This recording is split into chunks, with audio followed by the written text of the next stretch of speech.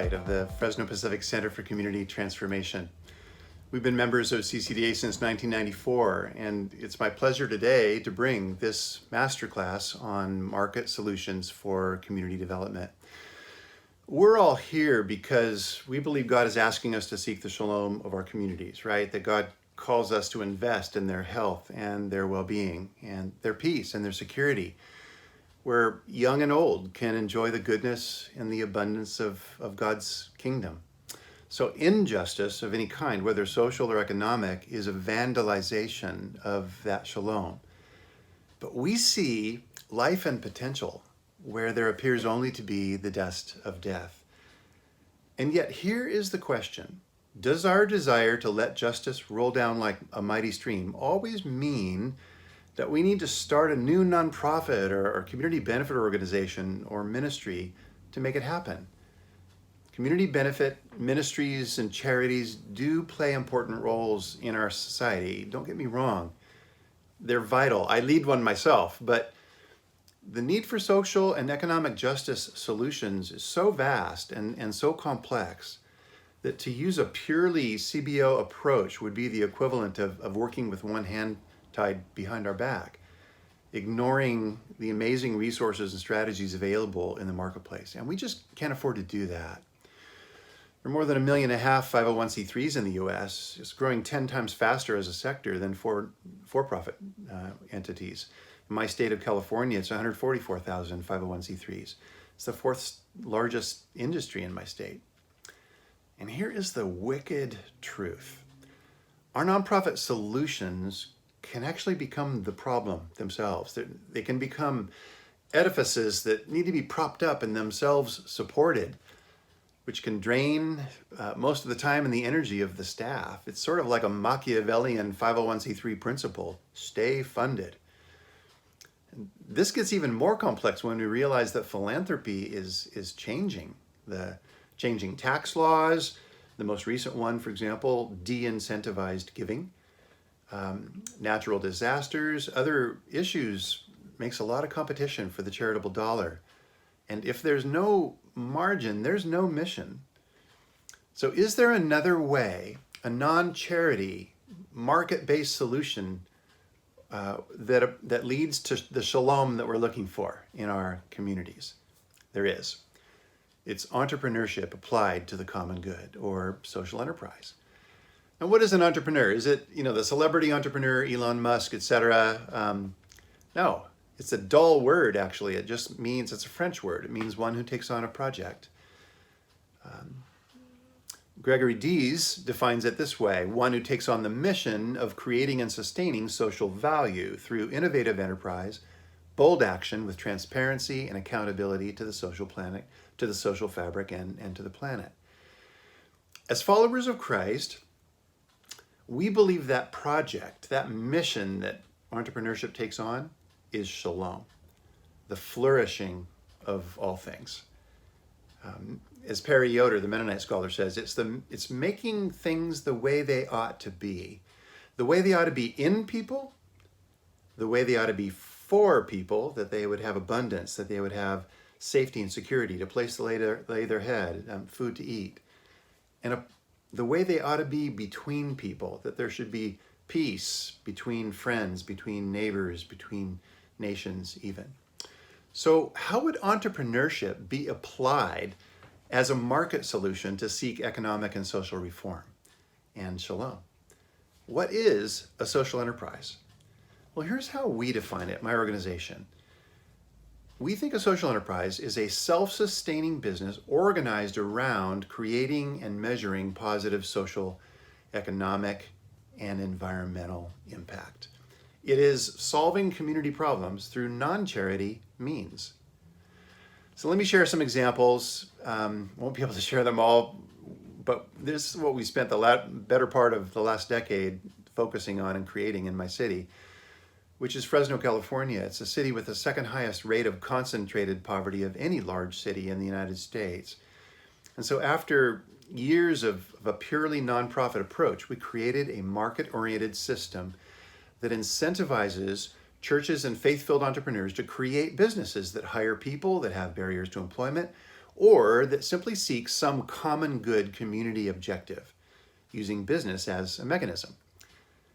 Through this process, which we call the Spark Tank, kind of a takeoff on Shark Tank, yes, we've helped now to catalyze 48 small social businesses over the last 8 years and an ecosystem to support their health. Let me give you a few examples. One church in Fresno started a business called Rockpile Yard Service. This purpose of the business was to be able to employ men coming out of prison, give them some work experience, an infusion of cash, something to put on a resume, and get them better jobs. And so they started Rockpile. Pastor Lauren was telling me about one person that came to them through a child. This little kid named Jeremy was hanging out around their ministry all summer and getting to know folks, just soaking in male attention. And one day, little Jeremy brings his dad with him to meet Pastor Lauren. The dad's name is Jeremy also. This is Jeremy Sr. And after they met, he takes Pastor Lauren aside and said, Pastor, hey, I just got out of prison, and can you help me find a job? Pastor Lauren says, absolutely. Why don't you come work for Rockpile? And so he did. First 2 weeks, got his first paycheck, but he said, Pastor, I don't have a bank or anything. I don't know what to do with this. So Pastor Lauren got him banked, and he deposited his check. 3 days later, a much older man comes in. Where's Pastor Lauren? What's going on here? And Pastor Lauren finally says, what do you mean? He said, well, my son Jeremy just got out of prison. And every other time that's happened, he's reoffended within 3 days. He's been doing this his whole life. But this time he's got a job and a bank account and money in that account. What's going on here? And Lauren was able to share the gospel with him. And my sisters and brothers, 3 generations, are going to church now. Little Jeremy, Jeremy Sr., and Jeremy Sr.'s dad in that same. God is making all things new, breathing new life where there seemed to be no life. Started a fitness center, 701 United, which is stewarded by Youth for Christ, but it's a business that kids pay into for martial arts training, but they sit them down and have Bible studies and all sorts of other healthy activities for the kids as well, giving them mentors. One church started a coffee shop, Cornerstone Coffee, and a little apparel company called Lightwear. And I was talking to Vicki, the leader of these 2 enterprises last week, and she was telling me the story of Elsa, who started at the coffee shop as a welfare to work participant after her recovery from drugs and alcohol. And then she was later hired to help run the clothing line, Lightwear, and the coffee shop. And with her new skills, she set up the online ordering system once COVID-19 hit. She's been 4 years sober now. Not only did she meet Jesus Christ, but she's gotten off public assistance, and she's thriving in her new life and work. There's a moving company, again, working with guys coming out of prison, anchored at a local church. There's Tagawa, a fair trade company. There's King's Cornerstone Recycling, employing homeless men. There's a music school for kids that can't afford lessons. Too many stories to tell you. Now, you heard me use the word measurement in the way we define community social enterprise, and that's a really important part. So we have a metrics project, and every year we measure the outcomes. So we've now helped spark 48 social enterprises over the last 8 years. More than 150 people have been employed at these enterprises, many with barriers to employment. We've seen a 58% success rate, which is double the national average. Obviously, that means we've had some heartbreaking failures as well. We've trained 13 new social businesses in our Social Enterprise Academy, and we put some of our training online to make it accessible to others for free. We've invested just over $100,000 in these enterprises, and that investment has now generated $3.72 million in revenue just from 24 of the enterprises. Where does the inspiration for all of this approach come from? Well, the Bible talks a lot about money and its impact on God's people. Well-known urbanologist Robert Linthicum helped me understand this when he visited our city. Got me thinking about 2 Kings chapter 4. It's a typical situation in the ancient world in the Middle East. A woman came to Elisha the prophet, and she said, look, my husband was a prophet too, but he died. But apparently he owed money. The creditors have now come, and I can't pay them. And they're going to take my kids and sell them into slavery. What do I do? She's desperate. We know a lot of women in my city who experience that kind of desperation. For one reason or another, their man is gone. And now they're on their own, having to shoulder burdens they didn't know were possible. Elisha says, what do you have? At first she responds, I don't have anything. I have a jar of oil. That's it. Elisha says, look, here's what you do. Go to your neighbors, borrow a lot of jars, not just a few. Bring them home. Start pouring the oil.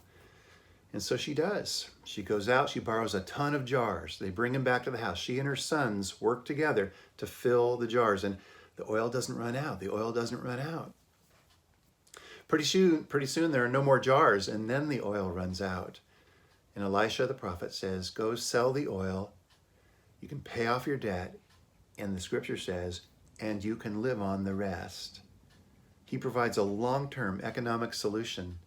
Historian theologian Ray Bakke has wondered openly whether he also didn't sort of set her up as the cottage food industry oil seller in the village somehow. Maybe she reinvested her profits. But regardless, this story is an amazingly relevant story for social enterprise. I mean, can you just hear the urgent question in her mind? Can the bones of my dead dreams live for my family again? Is there a solution from God? This passage is relevant because it addressed a social problem, the vulnerability of this woman, the exploitation of this woman for economic means by others. It utilized current assets. She had a jar of oil. She had neighbors. These are assets. It involved that community.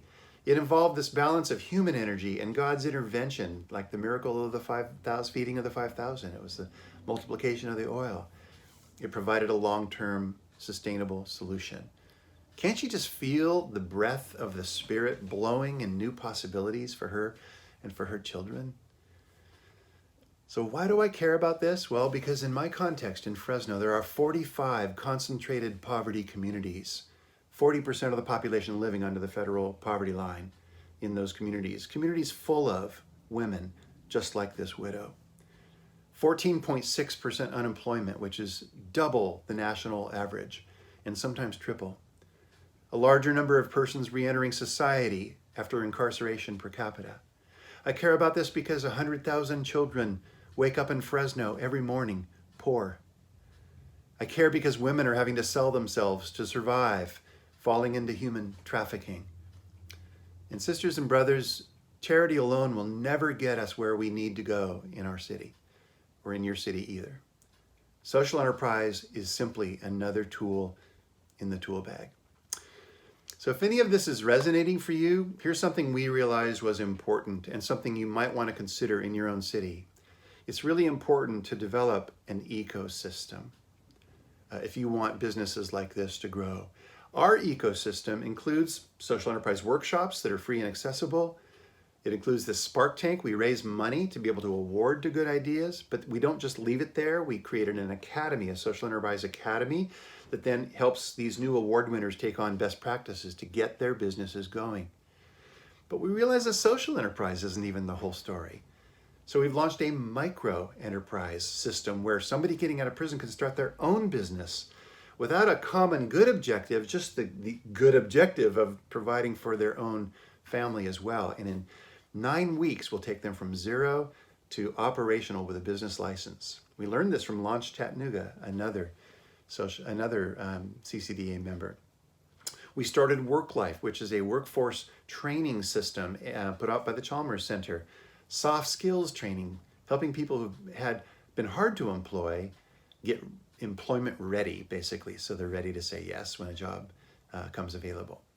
And then finally, and maybe most importantly, we began 7 years ago, Faith and Finances, which is a financial literacy training program. Again, a great Chalmers program. It deals with issues that people in low and moderate income communities deal with. Payday lenders, predatory lending, really important key strategies that many people in the middle class take for granted, but that people in poor communities often are cut off from, knowledge that they don't have access to. We lead a lot of these in housing authority complexes. Even though it's a faith-centered program, the housing authority said, yeah, our people really need this. And when we were leading one of these courses, one young mother, her name was Erica, she works full-time at a local bakery, but just could never make ends meet. It's a lower wage job. And during her time in the class, she began to break down and cry. And we said, Erica, what's going on? It was in that section where we talked about where the leaks are in your budget and trying to stop those leaks. Well, she realized for years she had been walking her kids home from school and buying snacks at the local corner store, expensive snacks. And once she did the budget in the class, she realized all of that had been adding up to hundreds of dollars a month. And that if she had been not doing that, or even doing less of that, she actually could have had enough money to make a down payment on this mobile home that she'd had her eye on. And that's why she was crying. But here we are now 6 months later. Erica has stayed faithful to her spending plan, and she shared with us that she's well on her way to acquiring that asset that's going to move her from transitional housing to a place that she can call home. We've learned through all of the features of that ecosystem that I shared with you that we need really this constellation approach, an ecosystem of resources that can contribute to economic justice in our cities. The need for the transformation of economic lives of those who've been overlooked. And to do that, you're going to need community partners. You're going to need business partners, academic partners, nonprofit partners, civic and political partners to pull this off well. You can start without them. You can get your toe wet, dip your toe, but you won't be able to create the necessary ecosystem without them. And so for more information on how we did it in Fresno, which is just one way, feel free to go to cctfresno.org and look for the Social Enterprise Initiative. That's cctfresno.org, or just talk to us. Let me finish by saying this. In Jeremiah 22, verse 16, Jeremiah the prophet is talking about the good King Josiah. And he says this, Josiah defended the cause of the poor and the needy, and so all went well with him. Is that not what it means to know me, declares the Lord? Sisters and brothers, maybe God is giving you an entrepreneurial spirit to experiment with new ministry forms like social enterprise, to do something new, to innovate, to risk, to build this ecosystem, a non-charity approach that seeks the well-being of the neglected in your city as a way of showing that you know and love God. Why does a for-profit approach work like this? Because it can provide a sustainable margin. And remember, if there's no margin, there's no mission. God's best to you all. Peace and plenty.